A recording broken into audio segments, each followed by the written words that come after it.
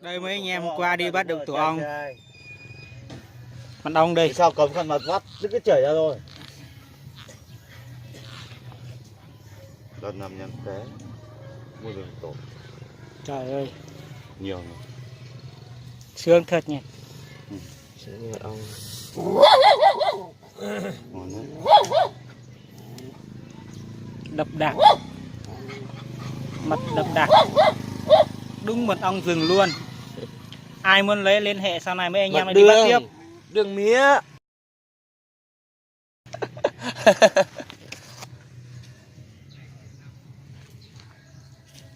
Lại.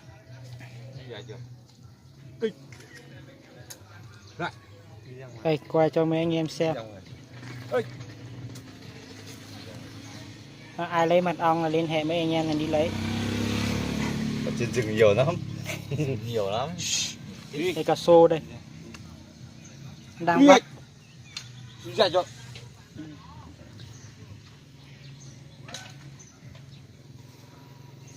Cho chủ khác. Cục to đùng bắt ra. Đến nha, cục để cho. Bát ô tô. Thứ để cho chụp 5 kiểu.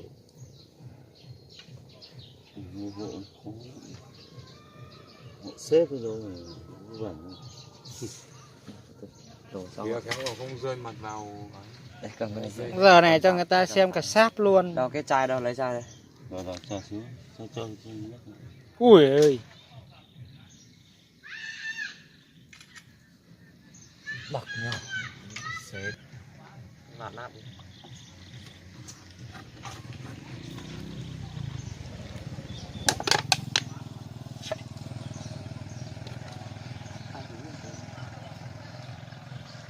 này khó đâu.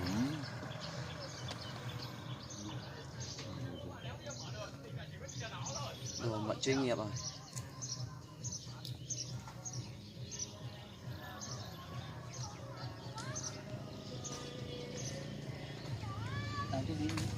Gần lít luôn, sợ rằng một cái cục ấy gần lít.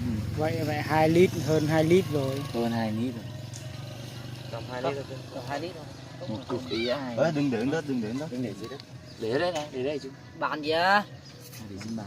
Ồ, cái bàn to thế này. Đổ nó khác.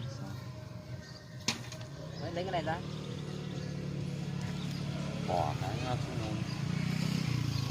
Nếu mà mình cho vào chai mình ngâm đi. Là nó hết. Ui này. Dưới đâu vẫn còn đấy. Tí bố cứ bỏ vào chai ngâm rượu được. Cái này đấy mà mình... Đừng có bỏ đường nhiều quá, bỏ đấy nó ngọt lắm. Tay mày sạch mình bỏ vào chai. Bỏ vào chai rượu nhá. Cái này ngâm tốt mà. Ngâm được mà. Đúng rồi, bỏ chai ngâm rượu. Bỏ chai này nhá. Cái đấy sao bỏ được? Cấu ra. Bể. Để Lại nó tiếp ra tục. nó ngâm rượu ra nhanh hơn. Mà uống hết lần là xong luôn. Đổ luôn. Ui ôi. Còn nhiều thế. Nhiều. Này phải hơn 2 lít. Tổ to nhỉ? Tổ to ấy chứ đâu. Tổ bé cục này bắt ra nhiều lắm đấy. Nó cứng đơ ấy. Mặt này cứng đơ mà. Mặt này đâu có mình. Bỏ chai ngâm Có cái này sao đấy? Cho vào chai. bỏ chai ngâm rượu. Có Cái đấy nó có cái còn phấn- non đấy. Phấn. Phấn. Nhá, vắt vào nó cái màu nó Đúng rồi. màu nó xấu. Mà nó xấu. Cái nào nó có bỏ ra hộ nhá. Nó xấu mặt. Qua lửa hết rồi nó sót ít đấy. Bán cẩn thận, ngon lành rẻ sang năm mua nó khoảng 30 lít. 30 lít gì có mà gom cả mấy năm. Cái cục kia gần lít, cái cục này cũng gần lít à? Không phải chứ. Nó gì mà lắm vậy? Đâu, Nhìn vậy thôi mình nhiều nhìn thế vậy nhỉ? thôi mà nếu mà nó đặc thì đừng mới... bắt kỹ quá, cái con non nó vỡ. Có con non đâu? Con nó Cái này ở mật riêng không mà. Rồi. Đó đổ. Cho hết mặt vào đây. Mình chơi tất. Thôi rồi, Ôi. bỏ nó ra. Cả chai coca luôn. Nhá, ngâm rượu nó còn có tí Nhưng mà ngọt có tí. tí. Vắt nó khô nhát quá. lắm, một này nó Không cứng còn đơ. cái gì. Không còn cái gì luôn. Kiệt luôn. Tay cứng đúng không? Vắt tìm nhiều. Cứng đơ ấy. Không còn cái gì. Không còn một cái gì cái cứng đơ như còn là... Bữa lại có nhẹ nhẹ tay tí anh em được tí ngọt. Cho anh em tí ngọt. Anh em chả được tí nào. lấy ngọt để cho thêm đổ yên đường hôm nay vào. nó người thứ hai nói rồi đấy. Đấy là cứng đơ như Ra đá. ra ngoài ông kia nó bảo ô tay thằng này mạnh thật. Ô tay ở này. Mắt cứng ngắc. Đổ cái này cho đầy luôn. Đó, kêu vác cứng đơ bây giờ vác giảm Đây, lại đó. mấy anh em làm này nhà. đúng rồi, chuẩn. Này còn đỡ này cái Thợ mộc ở làm này nhà. cứng đơ con bẻ tay. Nay gặp mấy anh em đi bắt tổ ong mà lại mua. Con để ý. Sống ở đây à? Sống ở đây. Nếu đổ nó ra nó cũng ở dưới đấy. Chạy ra đâu được.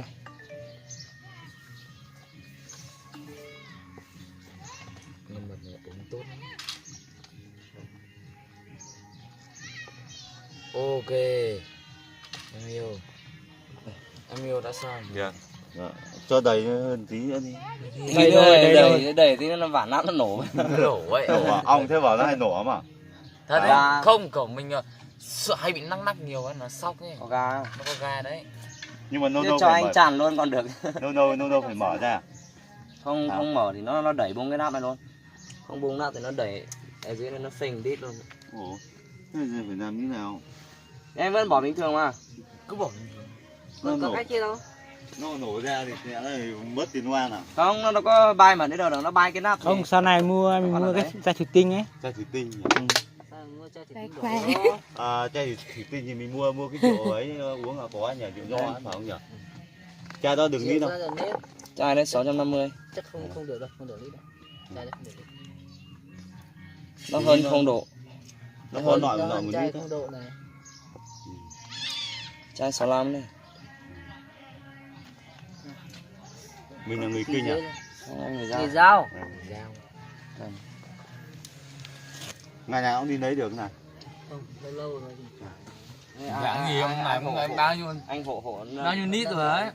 Cho mấy ngày ông chơi toàn mấy lít. Qua xung quanh khung cảnh. Sao nhìn sao những đầu bảo ít là thế sao lại nhiều mật. đưa sang bên này đi. Chỉnh cho nó chuẩn cái tốt.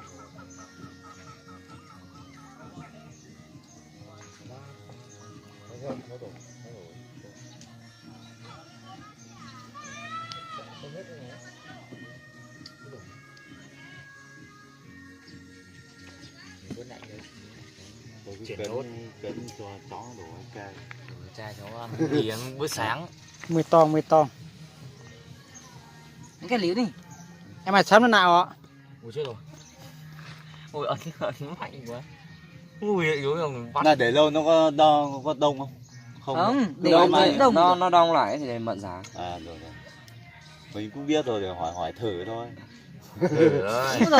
Cái này anh còn phải thử cái gì nữa sát tại nơi ở trong rừng này. Không nghe nói giờ bảo người ta bảo ong nuôi rồi nó cũng có tổ cái này mà. Không, ong nuôi làm gì có cái ong này đâu có nuôi được. Ông này không nuôi Này được. ong quái mà. Đây là ong quái. Ông này nuôi. con to mà. Ong rươi mới nuôi. Nhừa bằng cái ngón tay này. Có thằng nó Mật này mới chất lượng này, mật nào trong trên rừng ấy mới chất lượng của nó ấy. không, ông bé này thôi mà đang ở trên cây cà phê mà cái tổ nó đòi tới 500.000 thì nó mới chảy về cho mình. Nó con bé đúng này luôn. À, tổ 500.000 đó à? Tổ kia, ông Một kia. tổ nó bán 500.000. Nó bảo ong ấy hiếm lắm phải không? Đúng không? Hiếm đây. Đây ở đây này đây. Ba em bắt một tổ Cà cho phê. bán 3 tổ được 300. Nhưng mà ong ấy không ngon bằng ong này. Ong Đặc Nó hơn ngon- cái này, đặc hơn cái này. Đặc hơn. nó ngon hơn đúng không? Ngon Dẻo hơn thì mới đó. đắt. Mà mật nó cũng ngon lắm. Nhưng mà nó bán trên mạng à? Không. Bán đi làm nè. Lâu lâu đi làm này, nó còn đậu trên cà Làm phê. cho nó- Đây cả nhưng 2 mà lít nó có mấy tổ ở nhỉ? đây. Không nhỉ? Hơn 2 lít. 2 lít. Thừa thì đưa vào đây. Ôi cho cháu cái kia nữa. Thừa cho Không cháu. cho được đâu. Thừa Này đưa vào để đây. cháu- Đủ ăn ít còn thừa cho cháu. 2 lít. Cho ít ăn chứ ai cho được hết đây. Còn nhiều à? Tí. Nhiều. Còn nhiều đấy. Chỉ xin một ít thôi mà. Cho thằng cháu. Đó anh đưa cái chai hứng vào đây. Xin một ít để Đó. Hướng thấp thôi, hướng thấp thôi anh, hướng thấp thôi anh để chỉnh. Thế nên nó lại nhàn hơn. Thì nó đỡ phải đổ lại. không luyện lâu. Nhưng mà vắt nó không được thoải mái tay. Lâu hơn mẹ. Vắt được bát rồi. Bát nó nhanh hơn. Đậu bát đi. Cái này nó lâu hơn. Nó nhanh lắm, cái này đâu. Nó nhàn là lâu. Ôi giòn cái dưới. Anh về còn làm. Ôi giòn. Bó mạnh xuống, không xuống đây. Nó chẳng ngọt mấy nhỉ, trước mình mua ở Cụng 7 ngọt nữa. Thôi vắt hết thôi, còn cho vào đây, Thôi. cho chai. Rồi. Đưa vào đây ít. Ơ chưa hết rồi. Đúng rồi, cho Ngâm nó rượu. ướt đi. Cái này bóp chặt Khô quá, quá. khô quá như còn xốp ấy. Cho luôn quả đấy. Nó cứng đơ mà. Nó Nãy còn không bẻ ra được luôn đấy. Cái cục đầu tiên chú bóp ấy. Cục đầu tiên chú Thôi bóp đến chặt đây thật thôi đấy. mọi người Cục nha. thứ hai chú bóp Chào còn mọi đơ. người. Nó tóc sao?